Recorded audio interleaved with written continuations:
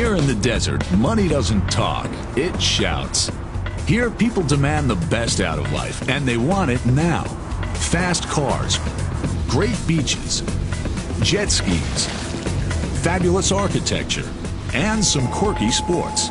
At least you don't have to buy an embarrassing pom-pom hat. Until now, sand dune skiing has been the only way you could ski in Dubai, but not for long. The latest grand project is to build a ski resort with real snow right here in the desert.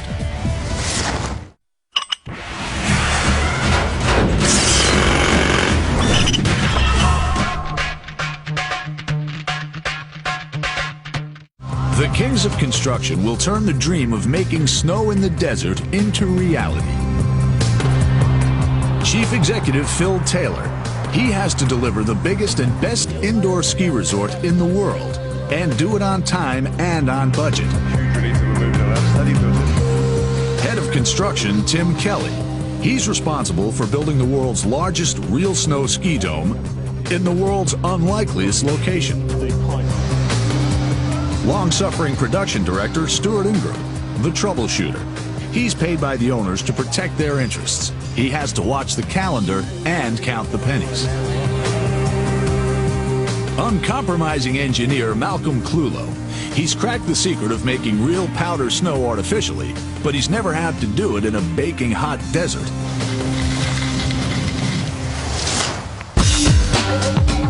Ski Dubai is a massive engineering project demanding solutions to some unprecedented problems. How do you lift a 3,000-ton section of ski slope 197 feet in the air? That's where eventually this has to end up. How do you build the world's biggest artificial ski slope in record time? Would it not have helped if we'd been told about this last week? The pressure on everyone now is just enormous. There's so much at stake. The temperature is unbearably hot. So apart from working in this horrendous heat, we've now got no electricity. They're nearly at breaking point. And if we don't open in time, there's huge penalties for everybody.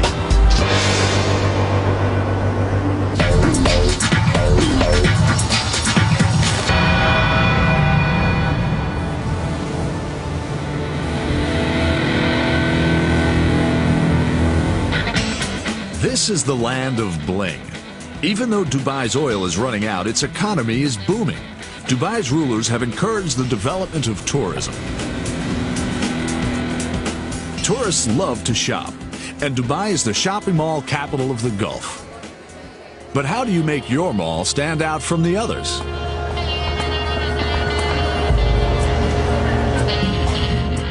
The developers of Mall of the Emirates believe they have it cracked. This giant construction site covers 6.5 million square feet of desert.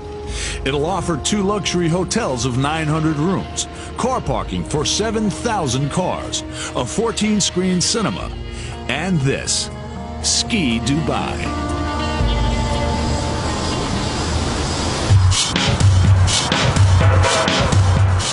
Khalid and Yusuf bin Lodge are part of Dubai's young elite and 2 of Ski Dubai's future customers. They can't wait to start snow skiing. It's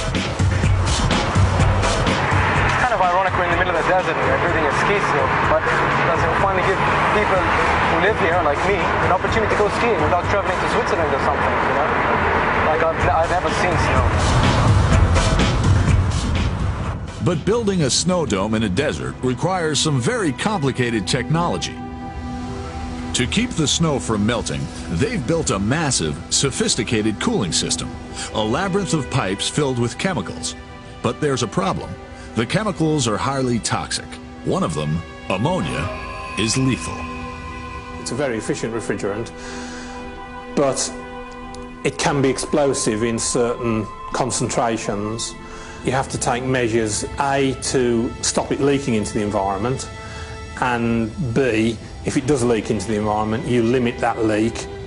You wouldn't want it filling that space with gas and asphyxiating and killing people. During routine inspections, Malcolm has become alarmed. There's more than 50 miles of pipework on the site, and the quality of the welding looks to him substandard. If it is, the cooling system is a potential time bomb. Even if it can be fixed, Ski Dubai may not open on time. and its builders stand to lose millions of dollars. Competition between Dubai's malls to attract big spenders is intense. But how do developers make their mall stand out? The owners of the Mall of the Emirates have an answer. Build an alpine snow resort in the middle of the desert. Ski Dubai. Ski Dubai will have a curved slope 1,312 feet long. It'll be the world's longest indoor ski run using real snow technology. Other ski domes around the world are built the easy way. The owners find a nice steep slope and put a roof over the top. But there are no hills in Dubai, only sand dunes.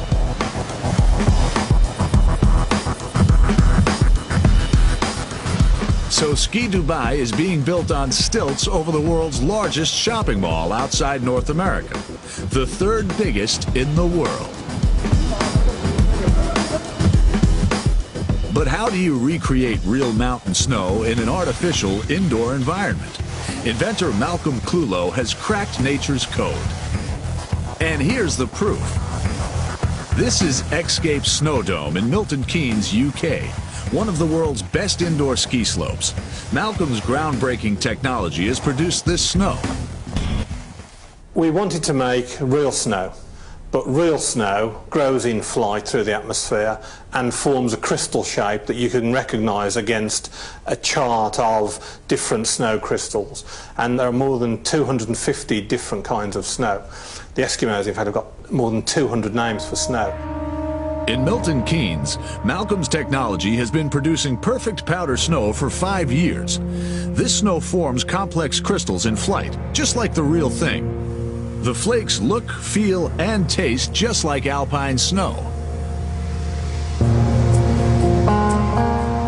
From these small guns, water is sprayed in a fine mist which forms a cloud. This vapor is then seeded with tiny invisible ice particles, only 10 microns thick. The particles are the nucleus around which the perfect snow crystals form.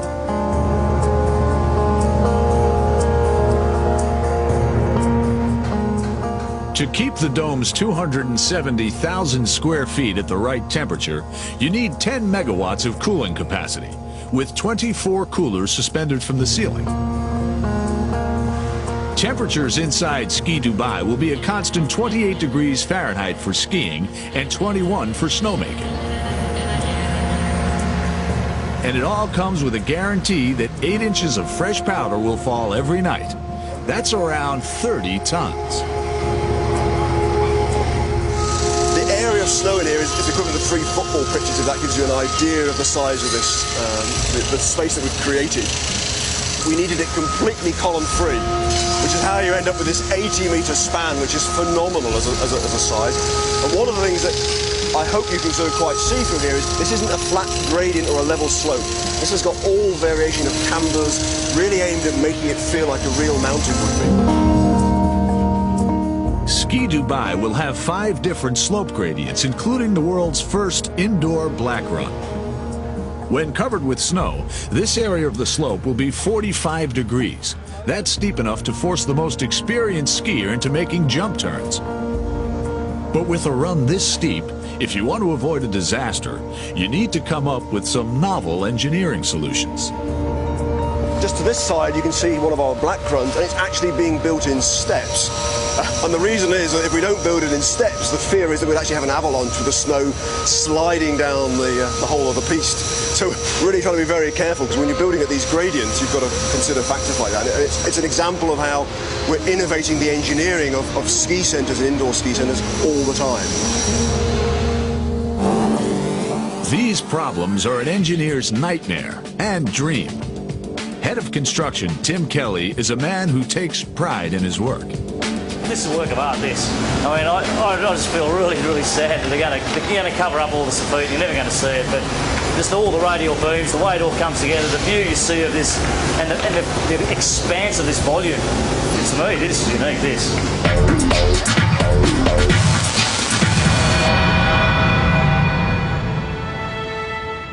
The bizarre engineering challenge is to bring, effectively, a snow-capped mountain into the sweltering desert.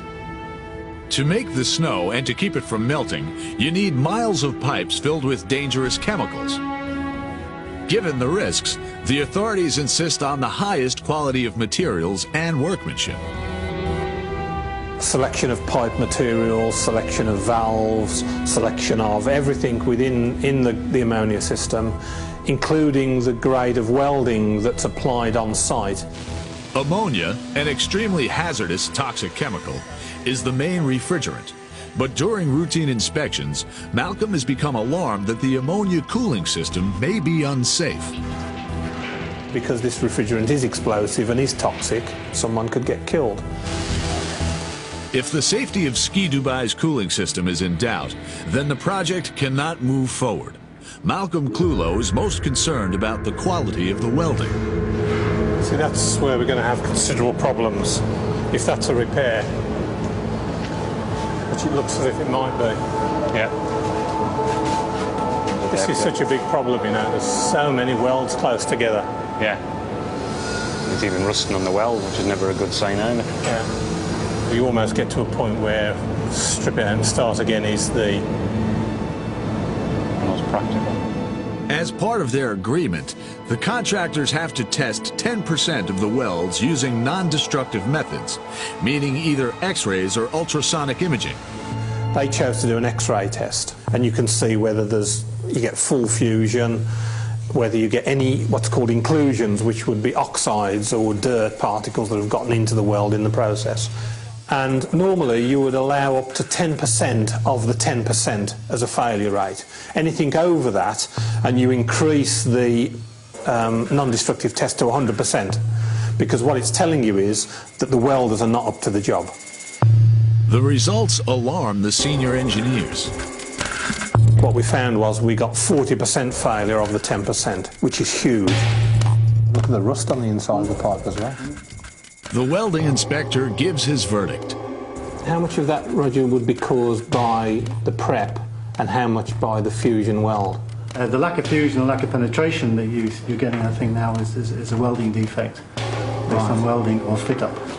Maybe the fitters who are fitting it up for the welder.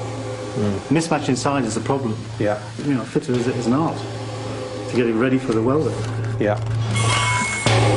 The contractors have already started repairing the welds. But even if the welds are repaired, will they be safe? Repeated welding can make pipes brittle. Okay, generally they say repair 1, repair 2, repair 3, cut it out. It goes brittle. Yeah. We've already seen evidence of a crack appearing on it. There you go. So this is one of the reasons why they say, well, it's best to take it out and refit it. The contractors are in for a grilling.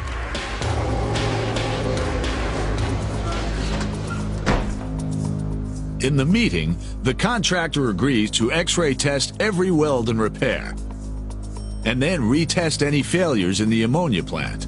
Meanwhile, engineers are facing one of the biggest challenges of this entire operation.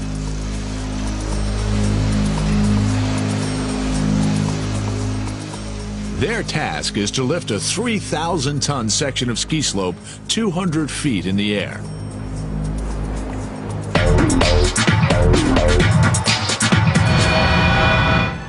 Most buildings are built from the ground up. The higher you go, the more scaffolding you need. Project director Stuart Ingram has decided to use a method that'll save time and money. One of the big hidden costs that you'll see on jobs of high structures or whatever else is the temporary works that are required to build it. And that was one of the big drivers that led us to push away from traditional construction to strand jack. Strand jacking means constructing a building on or close to the ground and then lifting it into its final position. This 300-foot section of ski slope is nearly complete. Today it's close to the ground, but not for long. Soon it'll be lifted 200 feet to form the upper section of the slope. What you can see from here is the big floor truss at the back there. That's where eventually this has to end up. So you can see the roof rafters at the top. Those roof rafters match the level of the end of that roof. So that all has to close up and some distance. You start to get the scale of it. from here. These are the machines that'll hoist the load. Each hydraulic strand jack can lift 500 tons. The slope will have 16 jacks, 4 on each corner. Hoisting this massive slab of concrete and steel will take 2 days. This is equivalent to about the weight of 20 jumbo jets. To lift that up into the air, to control it, to position it exactly into the right place, making sure it fits. It's just a fantastic feat of engineering. The final checks for the lift can start, but things aren't going according to plan.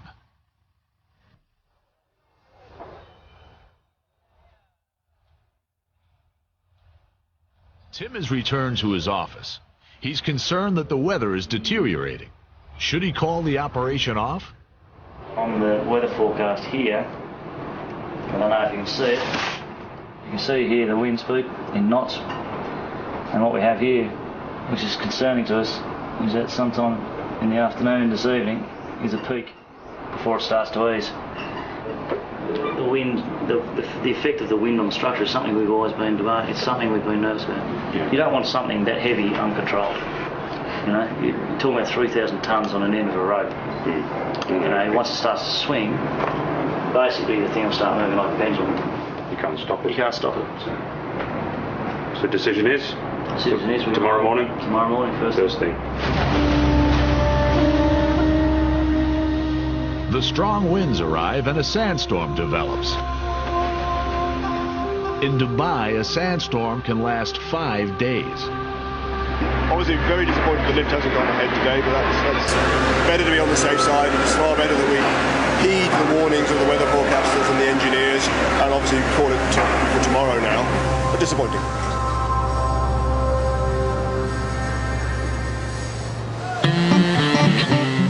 The Strand Jack lift at Ski Dubai is held up by high winds, but work on the world's third largest shopping mall is progressing. Dubai-based entrepreneur Shahryar Khojesteh is looking forward to opening his extreme sports shop Rampage in the new mall of the Emirates. But there's still a lot of work to be done. Rampage is all about skate, surf and snow. What's going to happen is that the shop front is going to be as though you're walking through a big pair of snow goggles. So you'll walk through the arch of the nose bridge, basically. Shahryar has done his research and he knows his potential customers. With these indoor ski parks, you get a lot of very fast and good progression with the kids that are learning these sports, and they end up becoming better than the guys that are out on the mountains because they can do it every day. But given the construction holdups, will his shop open on time? Both the shopping mall and Ski Dubai are supposed to open together in 10 weeks' time. But the mall is now 3 weeks behind schedule, and Ski Dubai a month behind. The contractors are under pressure to catch up, and the local weather is not helping the situation. Luckily, the sandstorm is blown over during the night. The weather's now perfect for strand jacking. The workers arrive at the site full of anticipation. Today is the day. Stress levels build as the new lift deadline approaches.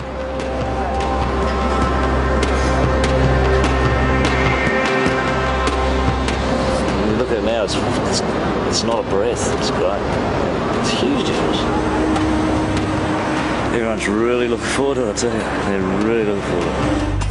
Tim has to hand over control to what engineers call a lift master, Rajajanpal Damodaran. His friends call him Damo. It's a highly specialized job, and Damo's the most experienced lift master in Dubai. Before going ahead, all the chief engineers have to agree that the structure is ready to lift. We want to get a no objection. With the documents signed, the responsibility is now Damo's. All right, Damo, it's all yours, mate. Away you go.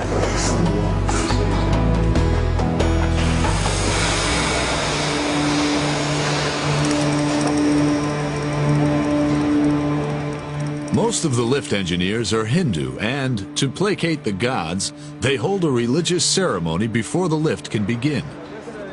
All the senior engineers are asked to join in. Generally, in order to make sure that the lift goes smoothly, we conduct such kind of prayers, just the belief of it, to see that no incident accidents happens. So it's just for safety.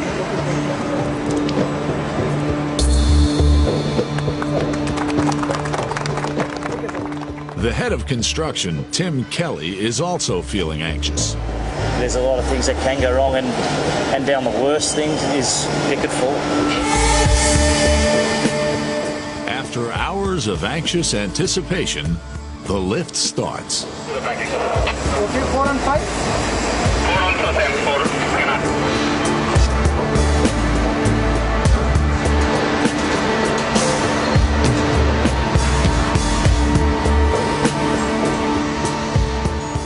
The hydraulic jacks hoist the strands inch by inch. The first fifth of an inch is the hardest. This is where all the stresses are at their most critical. It's been erected on a series of legs, if you like, and these legs are in a different profile or a different shape as to what it will be eventually. So as we start to lift it, the structure will move on its own accord and start to flex and bend and take its final position.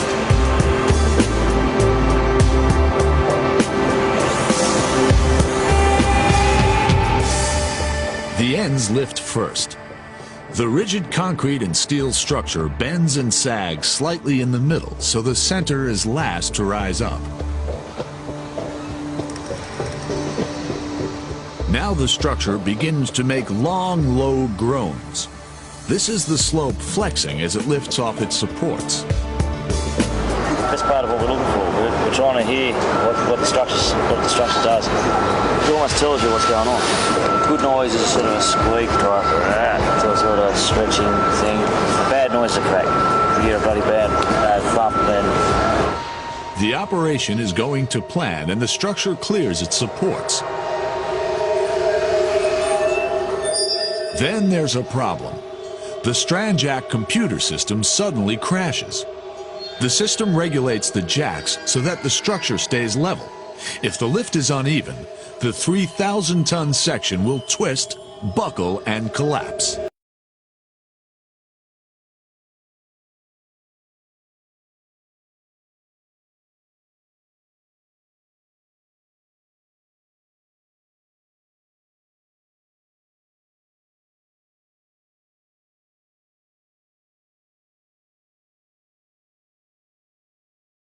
They often do in Dubai, the structure is vulnerable.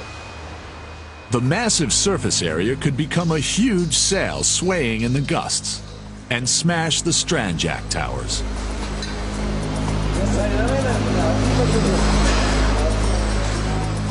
The fault is basic, but it's taken an hour to locate.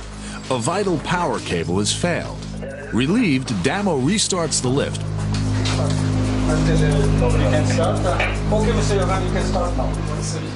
But time is against him, and soon he's forced to break for the night. They've lost valuable time. Dawn. The lift starts early, and the lift team make good progress in the day. Check 1 second that lifting frame points.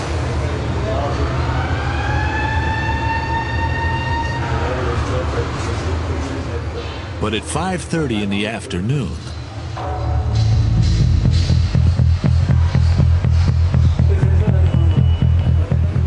it's the sound that Strandjack engineers dread. Everyone stops. They need to know what's happened. Is the structure safe? Are the jacking towers able to withstand the load? Have any steel strands failed and snapped? Are the jacks working properly? Liftmaster Rajajanpal Damodaran, Damo, halts the jacks and the operation. Night's approaching, and he orders checks on every load-bearing joint and weld. One may have burst and others could follow. It's better to leave the slope to the mercy of the wind than to press on with unsafe jacks. Every available engineer is assigned to checking. The fault must be found. This team examines the wind guides, the brackets that help keep the structure stable. One may have snapped. After an hour and a half, they find the fault. We took 100% load on early in the afternoon. The tower's shortened, so you can imagine all that load going onto the towers and steel actually compresses slowly. What we have is series connections onto the pylons because those towers at that end are quite high. What had happened is that as it shortened, one of the sliding connections was supposed to slide sort of bound a bit, and then later on just dropped it into its position. That was the noise we all heard, and it's a very sharp thud. You know, you've got 3,000 tonne hanging on some strands here. Everyone's immediately thinking, you know, we've got a weld failure or something like that. Everyone starts running around. With all the checks completed, Damo can continue. Excellent progress is made, more than 98 feet.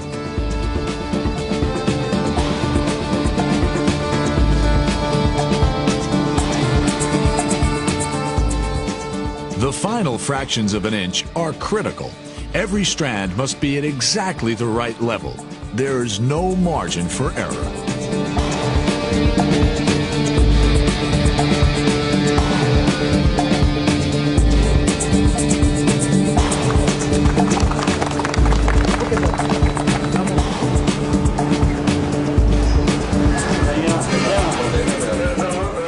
The lift is over and the team celebrates. But the construction of Ski Dubai is now 6.5 weeks behind schedule.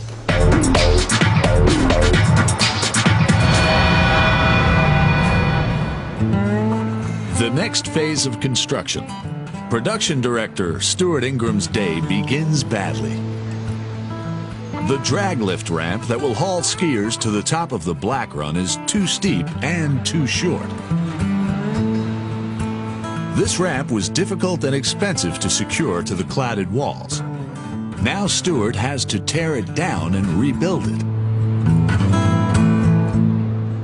And you saw the work that was involved in putting the initial or the original steel support in. There's a considerable amount of work involved in doing it, and now we need to replicate it. It's yet another delay that will cost time and money.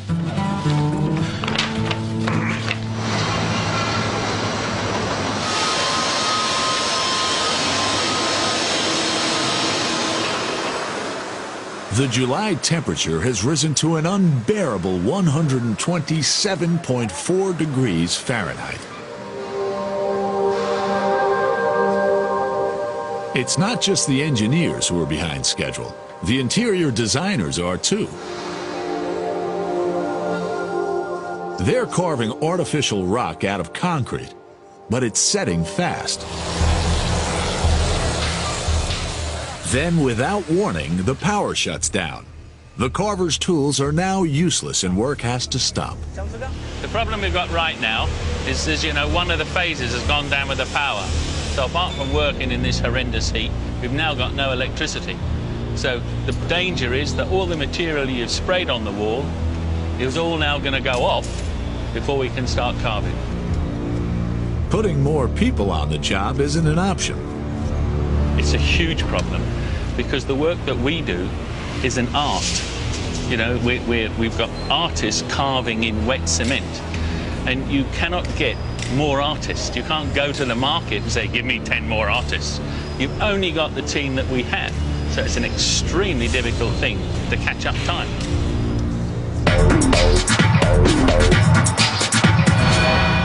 But still, the problems continue. Project director Stuart Ingram's day is getting even worse. He's chairing a meeting with the French chairlift constructors, but he's about to receive an unwanted surprise. This is a big problem for Christian. The two ends of the cable have to be spliced together, and this is a bigger job than Stuart had imagined. All the cable, how do you say in English, splice? Splice. Splice. Yeah. 15 meters. 50. If the cable splice is 160 feet long, then the platform for the cable gang will need to be far bigger than Stuart had planned. Because it's a lot bigger. I was expecting a splice about this big. No, not 50 meters, but never mind. It's all very exciting. Right. A range platform. So you can just tell us how much. We start around here, the scaffolding, 65 meters. 65 meters of scaffolding for 10 people. 10 people? 10 people for all supplies for work, 2 days. Well, would it not have helped if we'd been told about this last week? Because this is the first I've heard about this 65-metre platform. This is quite... No, it's not first time. It's first time for me? Yes, I think so. So that's what I'm saying, it's the first time for me. Okay. So I haven't made preparation for it. You know, if we knew about it, we could have then got scaffold on site ready to be assembled. Yes. Ski Dubai is now 8 weeks behind schedule. We're a little bit further behind schedule than we'd like to be. The pressure on everyone now is just enormous. There's so much at stake. I mean, there's huge penalties on the contractors if they're delayed, but also for the retailers. They've got their season's collections in. If we don't open in time, there's huge penalties for everybody. The next engineering challenge at Ski Dubai is to get the cable lift up and running. The cable needs to be wound round the pulleys. The engineer in charge of the chairlift, Christian Chapelot, wants to start work. Christian's team needs 4 walkie-talkies to complete the job, but they've only been given 3. Walkie-talkie. Christian doesn't have one and can't direct the action. Work has to stop. He's unhappy. J'ai pas la radio. Donc on peut pas dérouler. C'est très simple et très compliqué à la fois. But miracles can happen. Project director Stuart Ingram has managed to locate the scaffolding needed for Christian's 200-foot platform. Now armed with his walkie-talkie, Christian can start. Ok Alain, tu peux tirer, je suis à la moitié. Allez, on roule. Be careful.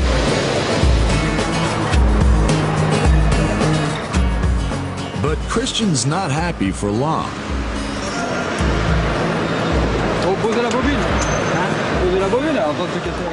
Now there's a problem with the winch and cable drum.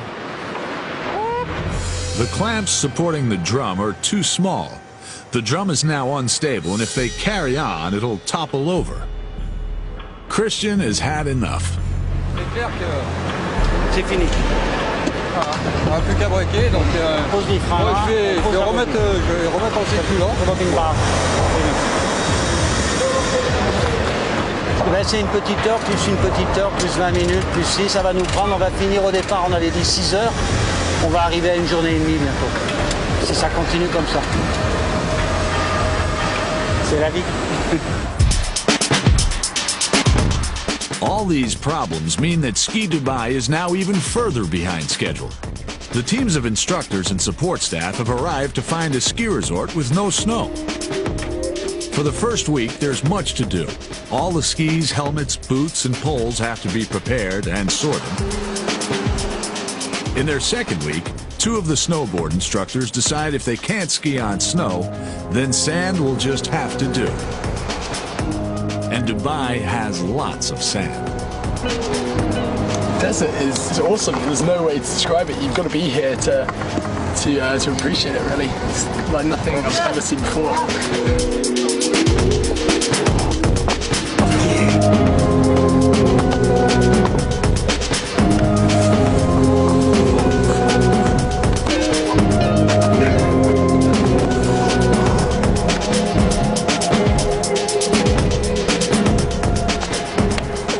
Sandboarding is incredible. It's very different to snowboarding. A great experience, certainly. Yeah, I thought the sandboarding was pretty cool there. It's a bit slower than snow, obviously, but it tastes a little different as well. Yeah.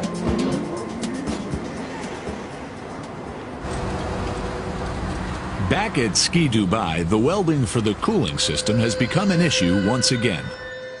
Ammonia is used to cool the glycol antifreeze, which is then piped under the snow. The ammonia system failed several tests, and the problems are now being corrected. But none of the 4,500 welds in the glycol system has yet been inspected. And after the experience with the ammonia welds, Malcolm Clulow is concerned. There is a life safety issue with the glycol as well, because although it's not a volatile refrigerant, it doesn't boil as a gas. This glycol, it can be down as low as -25 centigrade. which is 55 degrees C below skin temperature. So it would be like pouring water at 85 centigrade on your skin, which would cause a burn. You know, we've got 10-inch pipes out there full of glycol with the static head from the whole slope on them. So, you know, if you've got a major break, there could be a huge fountain pouring over the general public and someone could get killed. Because they've had so many failures on the ammonia, it's the same welders that are working on the glycol. So they're not just doing a few welds bad, they must be doing all the welds bad, you must suspect. As it happens, the welds are fine, but as Malcolm doesn't know it yet, he's still highly suspicious.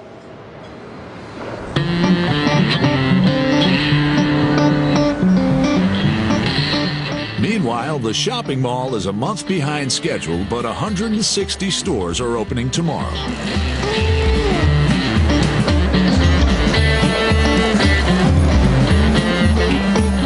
Shahryar Khojiste is in his extreme sports shop. Stress levels are high. There's much to do. 1 o'clock's too late. You gotta call him now. No, but this is supposed to be checker plate. How many sandals will go on this? Someone tell me. Sharon, we need now. No, but listen, are you gonna set up the sound system in here? The sprinkler guy also has to come and straighten up the sprinkler. The sprinkler system is not aligned very well. I'm a bit of a perfectionist, so I need stuff to be straight. So that has to be fixed. There's some lighting issues that the guys have to come back and fix again, but that'll happen probably after the opening. Would have liked to have opened with a perfect store, but these things sometimes don't go your way. But overall, we're very, very happy, but there's a lot of things to be done yet. Shahryar and his staff are not the only people feeling the pressure. The main road in and out of the mall is only half finished, and project director Stuart Ingram is organizing the final push for completion. No, this is quite a common occurrence on our last day. We've basically got a very labour-intensive activity, which is block paving. And the thing is, you can just throw hundreds of guys at it. So literally, we've had probably 200, 300 guys on this for the last 3 days, blitzing this area all the way from the car park round, making the final link. You'd be amazed, 4 or 5 hours of cleaning, road markings on the top, it'll look like a finished job. The mall is almost finished, but Ski Dubai is nearly 12 weeks behind schedule. Any outstanding technical problems must be resolved, and quickly. This calls for another meeting with the contractors. Yeah, we've seen so much evidence of bad fit-up on welds. Inspec looked at the photographs that we got on the ammonia fit-up, and his view was he would have rejected 95% of it. The fathers, for whatever reason, there's no need to make horror stories. We're not making horror stories. What you demonstrate turns around. Okay, I don't like that. I don't think you're being fair. Based on the evidence that we've seen on some of the ammonia pipe, where we have to do a retest and re-weld, then that's where we are. And that's the confidence. We need to build that confidence and have a look. And in doing so, the best thing we can do is go out and do some representative sampling. To make sure that the cooling system is safe, Malcolm and Stuart want the contractor to test 10% of the welds by X-ray. The welds are in fact good, but Malcolm and Stuart don't know it yet, and still make the contractor sweat. I would say 97% of the welding has been completed. And so. I mean, what you're saying implies that we're not doing it. So it's not a question in people's ability or anything like that. It's just technical issues that we want to have closed. I mean, one thing also you will have to accept is that this project will not start next week. That's not on the agenda today, though. That's not on the agenda. That's part of the... That's an assumption, Barry, that you're assuming that you're going to help us. Look, if you imagine forget September, forget October. You're dreaming for a white Christmas. All right. Okay. We suspect the contractor is putting up this shield because he knows full well that we'll have the same level of failure on the glycol pipework that we've had on the ammonia pipework, at least, which would mean we'll immediately require him to go to 100% X-ray test on 3,000 odd welds, and that will take a huge amount of time and a huge amount of cost. Ski Dubai is already seriously over budget and behind schedule. All the stores in the new mall are depending on the resort to attract record numbers of tourists and sightseers with money to spend. Structurally, Ski Dubai is almost complete. All it needs is snow, 6,000 tons of it. That'll take a month to produce. But first, the technical problems have to be solved. The French chairlift engineers will soon be finished, and all it remains for them to do is to attach the chairs to the cable.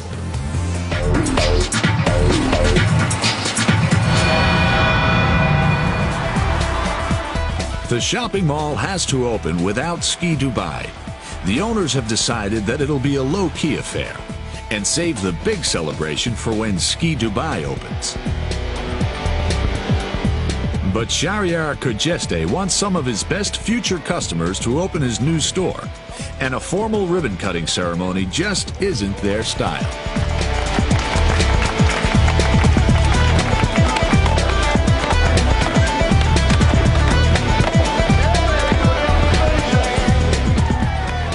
Back at Ski Dubai, engineers have been testing the cooling system.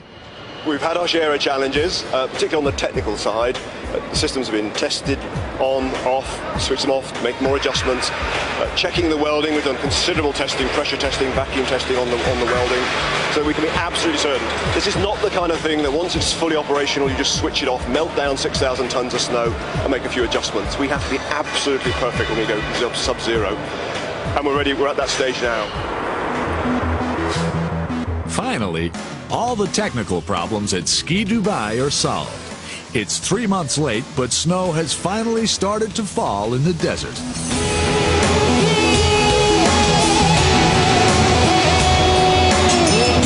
It's just amazing. I mean, it's just fantastic that it's finally happening. It is snowing in Dubai. They said it was impossible to build a ski resort with real snow in this searing heat. But engineers like Stuart Ingram, Malcolm Clulow, Tim Kelly, and Philip Taylor found a way.